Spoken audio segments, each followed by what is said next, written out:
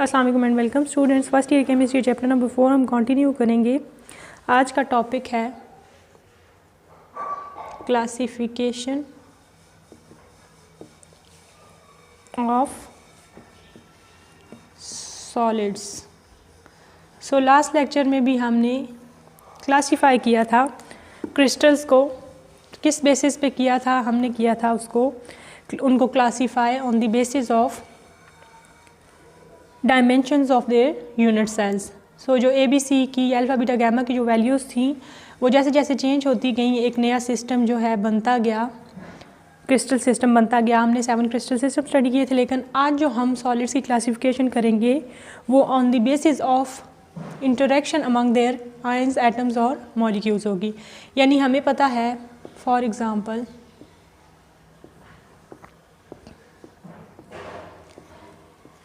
एक crystal system है, cubic crystal system है, जिसमें लैटिस पॉइंट्स पे ये एटम्स प्रेजेंट हैं। अगर यही एटम जो हैं इनकी हम आपस के इंट्रैक्शन की बात करें कि इन दोनों एटम्स या इनके दरमियान अगर कोई और एटम प्रेजेंट है, इस एटम और इस एटम की आपस में क्या इंट्रैक्शन होगी, इस एटम की इस एटम की आपस में क्या इंट्रैक्शन होगी, या क्या फोर्सेस हैं अट्रैक्शन की या बॉन्ड्स की अगर स्पेसिफिकली हम बात करें, तो अगर यहाँ पे बॉन्ड बन रहा है आयनिक तो हम कह देंगे आयनिक सॉलिड्स हैं। अगर कोवलेंट बन रहा है तो कोवलेंट सॉलिड्स हो जाएंगे। तो इस तरह से हम आज क्लासीफाई करेंगे सॉलिड्स को on the basis of their interaction among atoms, ions और मॉलिक्यूल्स। सो क्लासीफाई करने के बाद हमारे पास जो टाइप्स ऑफ सॉलिड्स आते हैं वो हैं आयनिक सॉलिड्स, फिर आते हैं हमारे पास covalent solids, then metallic solids,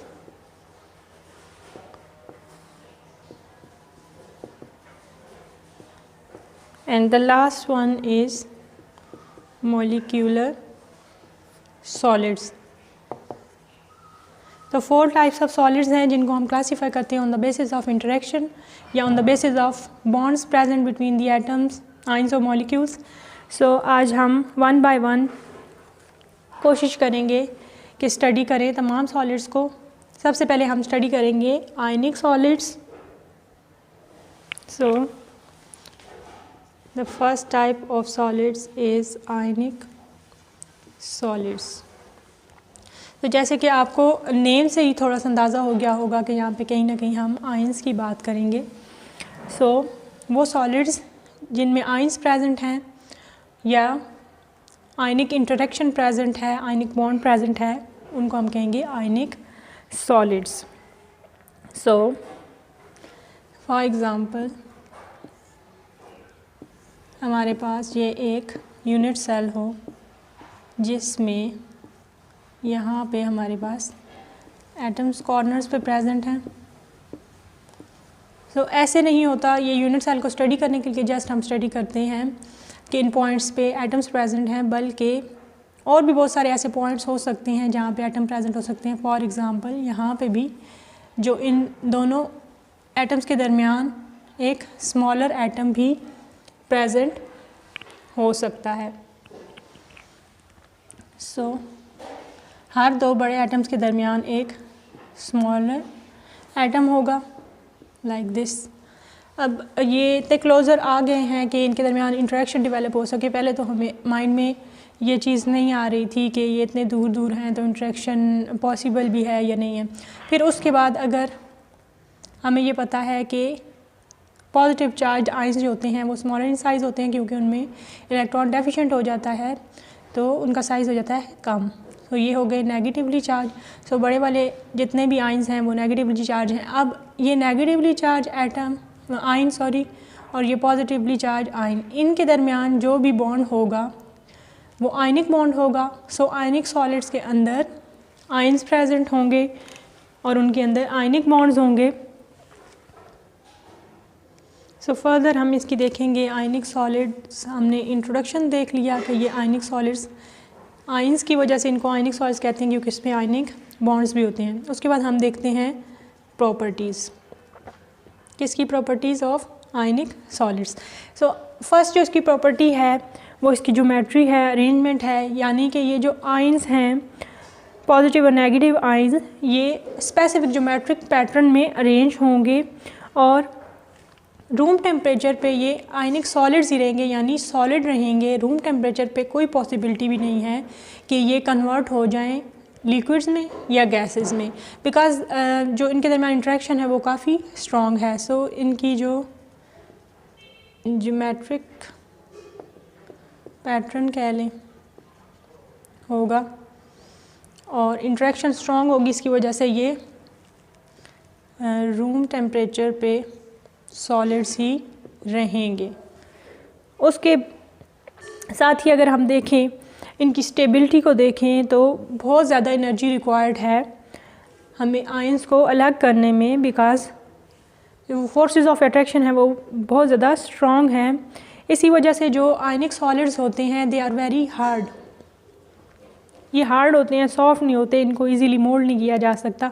और अगर देखें इनकी वोलेटिलिटी की बात करें तो वो लो होती है, क्योंकि हमने वोलेटाइल वो होते हैं जो इजीली वेपर्स में कन्वर्ट हो जाए। अगर हाई वोलेटिलिटी है दैट मीन्स के इजीली वेपर्स में कन्वर्ट हो जाएंगे। तो हमें पता है कि इंट्रैक्शन स्ट्रॉन्ग है तो इसको बहुत ज़्यादा हीट देनी पड़ेगी तब जाके कहीं ये वोलेटाइल होंगे, तो इनकी वोलेटिलिटी जो है वो लो होती है। अगर हम इनकी मेल्टिंग पॉइंट्स और बॉइलिंग पॉइंट्स की बात करें तो वो जो है बहुत ज़्यादा हाई होते हैं, melting point and boiling point. Melting and boiling point high क्यों होते हैं? क्योंकि हमें पता है कि जब हम किसी चीज़ को हीट अप करते हैं उसका मेल्टिंग या बॉइलिंग पॉइंट अचीव करने के लिए, तो तब तक बॉइलिंग पॉइंट अचीव नहीं होता जब तक जो इंटरमॉलिक्यूलर फोर्सेस हैं वो ब्रेक डाउन होने के बिल्कुल करीब नहीं होती।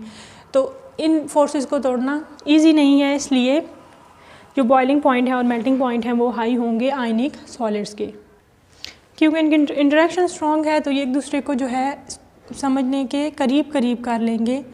फॉर एग्ज़ाम्पल ऐसे समझ लें कि बहुत ज़्यादा ये इनकी जो पैकिंग है वो क्लोज़ होगी। ये तो जस्ट एन एग्ज़ाम्पल थी आपको समझाने के लिए। अदरवाइज़ जो आयनिक सॉल्ट्स होते हैं उसमें जो आयंस होते हैं उनकी पैकिंग बहुत क्लोज़ होती है और ये बहुत कम स्पेस जो है ऑक्यूपाई करती हैं। ये भी एक प्रॉपर्टी है आयनिक सॉलिड्स की। कुछ और प्रॉपर्टीज़ हैं आयनिक सॉलिड्स की जो हम देख लेते हैं। अगर हम इलेक्ट्रिसिटी कंडक्ट करवाना चाहते हैं आयनिक सॉलिड में से, तो हमें ये पता होना चाहिए कि आयनिक सॉलिड के अंदर आयंस जो हैं इस तरह से फ़िक्स पोजीशन पे प्रेजेंट होते हैं और बहुत ही पैकिंग क्लोज होती है, ये मूव नहीं करते इजीली। जब ये सॉलिड फॉर्म में होते हैं तो ये इलेक्ट्रिसिटी कंडक्ट नहीं कर सकते, यानी कोई भी आयन तब इलेक्ट्रिसिटी कंडक्ट करता है जब वो इजीली मूव कर सकता हो from one place to other, ताकि वो अपने ऊपर इलेक्ट्रॉन को लेके जाए और इलेक्ट्रिसिटी कंडक्ट कर सके। सो इनमें पॉसिबिलिटी नहीं है जब ये आयनिक सॉलिड की फॉर्म में, आल दो अगर ये मोल्टन फॉर्म में होंगे या सोल्यूशन फॉर्म में होंगे तो हम कह सकते हैं कि आयनिक सॉलिड्स कंडक्ट इलेक्ट्रिसिटी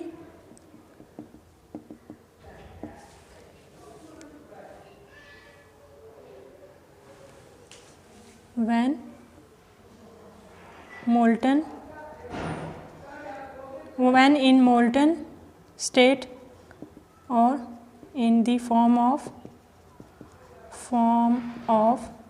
solution।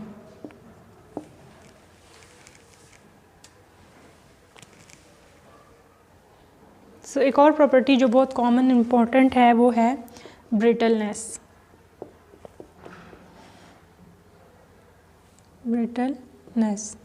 आयनिक सॉलिड्स के अंदर क्या होता है कि जो आयंस हैं वो इस तरह से अरेंज होते हैं। फॉर एग्ज़ाम्पल ये नेगेटिव पॉजिटिव नेगेटिव, जो नेगेटिव होता है इसके नीचे पॉजिटिव आता है, क्योंकि ये स्टेबिलिटी भी इसी तरह से आती है जब ऑपोजिट और आपस में इन कांटेक्ट होंगे। अगर यहाँ पे फोर्स अप्लाई की जाए, फॉर एग्ज़ाम्पल ऊपर वाली लेयर पे अगर फोर्स अप्लाई की जाती है तो क्या होगा कि ये जो आयन है नेगेटिव, ये स्लिप होकर नेगेटिव आयन के पास चला जाएगा। फॉर एग्ज़ाम्पल नेगेटिव नेगेटिव हो जाएगा, इसी तरह से पॉजिटिव पॉजिटिव हो जाएगा, इसी तरह से नेगेटिव नेगेटिव हो जाएगा।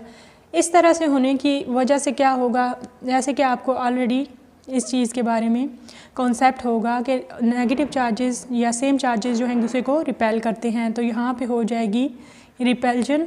रिपल्जन की वजह से ये एक दूसरे से थोड़े से दूर होंगे और दोबारा से एक नई प्लेस पे ऊपर वाली लेयर आ जाएगी। तो इससे क्या होगा, ब्रिटलनेस कॉज होगी, कि जो इम्पोर्टेंट प्रॉपर्टी है आयनिक सॉलिड्स में।